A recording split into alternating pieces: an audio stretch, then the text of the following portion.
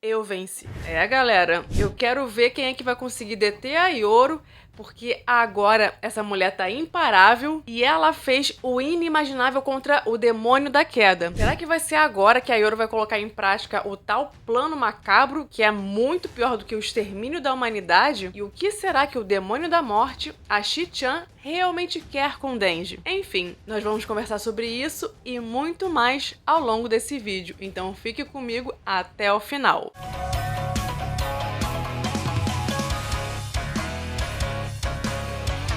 Olá, sejam bem-vindos! Eu sou a Renata e hoje vamos conversar sobre o capítulo 210 de Chainsaw Man. Galera, tá rolando uma obra no meu prédio, mas eu vou tentar gravar mesmo assim, né? Não sei como é que vai acontecer, não sei se vai rolar, mas enfim, vou tentar. Espero que o barulho não atrapalhe tanto assim. Se você puder apoiar o meu trabalho no canal, você pode fazer isso se tornando membro por apenas R$ 2,99 por mês. E claro, eu deixo aqui o meu muito obrigada a todos que já são membros do canal. Mas quem não puder, só de se inscrever, comentar, curtir o vídeo ou comprar os mangás do Chainsaw Man pelo meu link na Amazon já é uma grande ajuda. O capítulo começa com a Yoro se lembrando das armas nucleares, sendo que o demônio das armas nucleares era o seu preferido. E o motivo provável de ser o seu demônio preferido deve ser porque, dentre os seus filhos, as armas nucleares têm um potencial de destruição enorme, e isso deve fazer com que aumente o medo da guerra nas pessoas, o que, por consequência, torna a Yoro mais forte. Agora, o que a Yoro não estava entendendo era porque ela havia se lembrado do demônio das armas nucleares, sendo que ele foi devorado pelo Chainsaw Man. Yoro se perguntou se o Chainsaw Man havia vomitado o demônio das armas nucleares,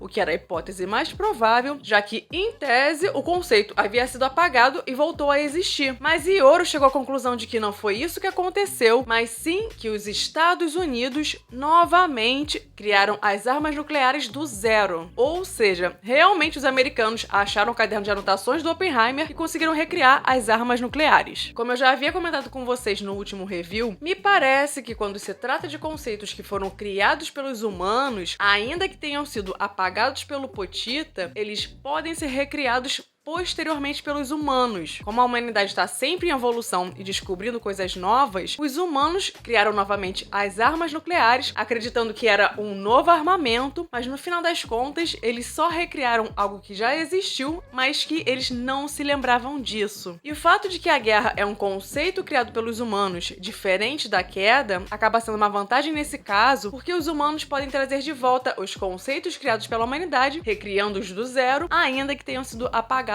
pelo Chainsaw Man. Pegando o contexto do que acontece nesse capítulo, a primeira cena nesse painel deve ser de alguma cidade soviética que foi bombardeada pelos Estados Unidos, enquanto logo abaixo aparece uma galera comemorando ao assistir esse bombardeio através de telões nas ruas. Muito provavelmente, essa galera representa o povo americano que tá super contente com o sucesso da empreitada nuclear do seu país. Bom, nesse meio tempo, a queda se regenerou de forma mais lenta que o normal e tentou atacar a Yoro, mas ela se movimentou tão rápido que foi parar atrás da queda sem que ela tenha percebido. Yoro afirmou que venceu a queda e disse: "Tá frio, vire uma roupa." E o que aconteceu foi que o corpo da queda começou a se desfazer como se fosse uma roupa desfiando. A queda pareceu entender o que estava rolando e se mostrou surpresa. Só que aí não tinha nada que ela pudesse fazer para impedir o que estava acontecendo. Galera, com o aumento absurdo de poder que a Yoro teve no último capítulo, ela limpou o chão com a queda e mostrou um nível de poder capaz de rivalizar com os demônios primordiais, não só em termos de aumento de força física, mas também a sua capacidade de regeneração. E agora, pelo visto, a Yoro começou a manifestar uma nova habilidade. Até então, o demônio da guerra tinha o poder de transformar em arma tudo aquilo que pertencia a ela, mas ao que parece, no momento em que a Yoro declarou vitória, ela conseguiu transformar o demônio da queda em peça de roupa. Sim, o mesmo demônio da queda, que é um primordial e um dos pokémons que faz parte do exército do demônio da morte. Ou fazia parte, né? Aliás, a Yoro fazendo sinal de vitória com os dedos me lembrou muito o Denji fazendo esse gesto. Mas ao mesmo tempo que isso significa vitória, esse gesto também simboliza paz e amor, o que é algo que contrasta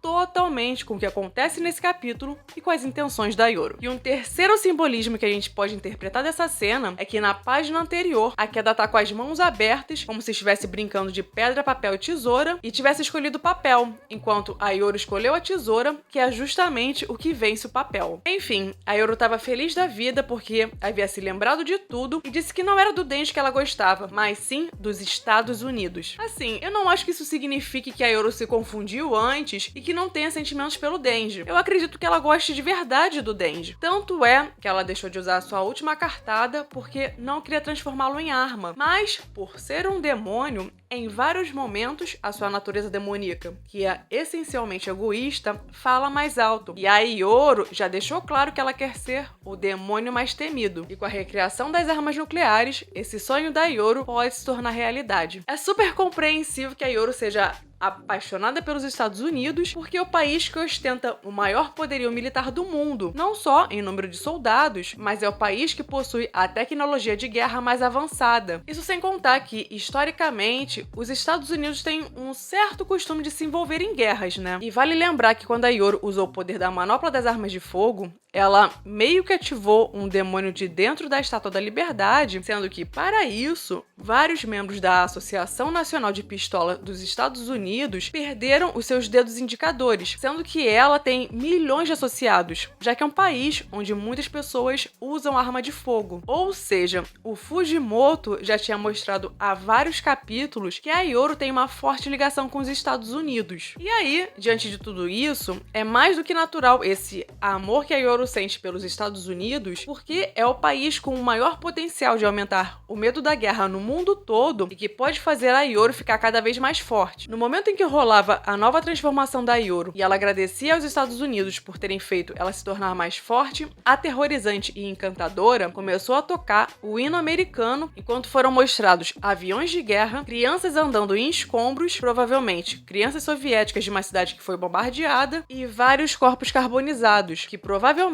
são as vítimas soviéticas da bomba nuclear, o que é uma imagem bem pesada. Quando esse capítulo for adaptado no anime, o que infelizmente vai demorar vários anos, a ideia do Fujimoto vai ficar mais clara, mas o objetivo seria contrastar o hino americano tocando enquanto é mostrada toda a destruição da guerra que foi causada pelos Estados Unidos. E finalmente, quando a transformação da Yoru se completou, após ela ter transformado o demônio da queda em peça de roupa, vemos a sua nova versão, a Yoru patriota, usando capa e colocando a mão no peito, como se estivesse saudando os Estados Unidos em agradecimento por ter se tornado mais forte graças à recriação das armas nucleares. Isso é tudo graças à cultura bélica que é forte no povo norte-americano e é algo que conversa muito com a realidade do nosso mundo, né? Enfim, quando eu vi essa imagem, de alguma forma eu me lembrei do Capitão Pátria, que é o nome em português do Homelander do The Boys. E isso me fez pensar no quão problemático será se no final das contas a Yoru se tornar a vilã da história, quando tudo parece apontar que a vilã é o demônio da morte. Como a humanidade tem um potencial enorme de se envolver em guerras, criar novos armamentos e causar destruição em massa, todo esse cenário beneficia a Yoru e se fortalece cada vez mais com isso. Enfim, eu tenho as minhas dúvidas se, nesse momento, a Yoru vai colocar em prática o seu plano terrível, que não sabemos qual é, mas segundo a Asa, é algo muito pior do que exterminar a humanidade. Eu posso estar bem enganada, mas eu acho que se a Yoru tivesse a intenção de fazer isso agora, eu acredito que a Asa teria uma reação mais enérgica e não diria apenas: Yoru, você vai mesmo fazer isso? Eu acho que a Asa ou tentaria impedir a Yoru, ou no mínimo, iria protestar de alguma forma se mostrando contra isso. Não que isso vá adiantar de alguma coisa, inclusive é bem capaz que a indignação da Asa não sirva pra nada. Mas eu não acho que a Asa teria uma postura tão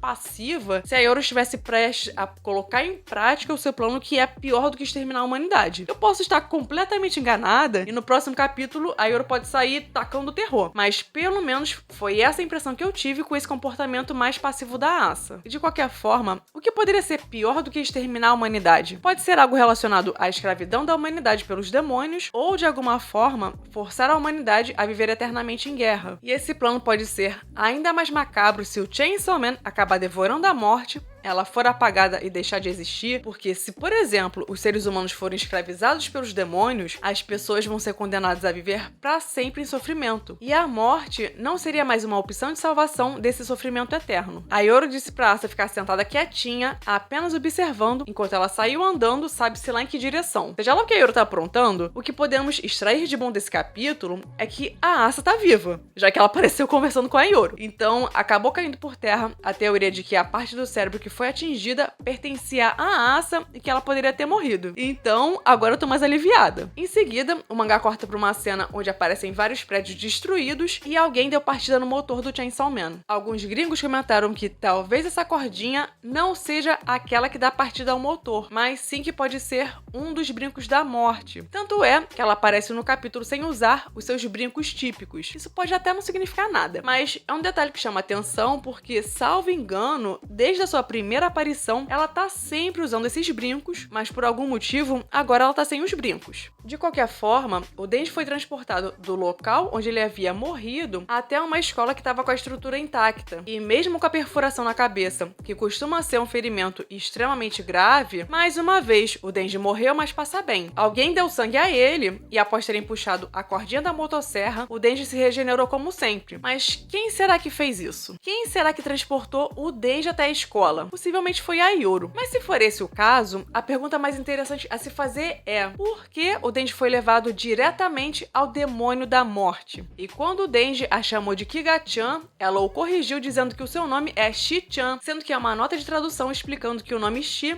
é escrito com kanji de morte. O pior de tudo é que eu tava suspeitando que esse seria o verdadeiro nome dela, porque há muito tempo eu já tinha trazido um vídeo de teorias de que o Yoshida poderia ser o demônio da morte por conta da partícula Shi no nome dele, que significa morte em japonês. Detalhe que em inglês traduziram o nome da morte como Liu Zi, que eu acredito que seja diminutivo de morte, tipo pequena morte ou mortezinha. Só que assim, sinceramente, Liu Zi tá parecendo que a morte é um rapper americano. Tipo, nada a ver isso. Isso ficou zoado demais. Então, parabéns ao tradutor americano que teve essa ideia maravilhosa. Mas enfim, eu acredito que foi a morte que trouxe o Denji de volta à vida e eu desconfio que ela dirá como as coisas vão se desenrolar a partir de agora. Eu acho que a Shi-chan deve dar ao Denji a opção de colaborar voluntariamente com ela, mas provavelmente o Denji não vai gostar da ideia e não vai aceitar. Até porque isso deve envolver o uso do poder do Chainsaw Man de apagar conceitos. E se por acaso a intenção for apagar o conceito da guerra, aí mesmo que o Denji não vai concordar com isso. Mas considerando que a Yoru pretende algo pior do que exterminar a humanidade, fato é que sem a humanidade, a Shi-chan vai ficar sem comer comidas gostosas.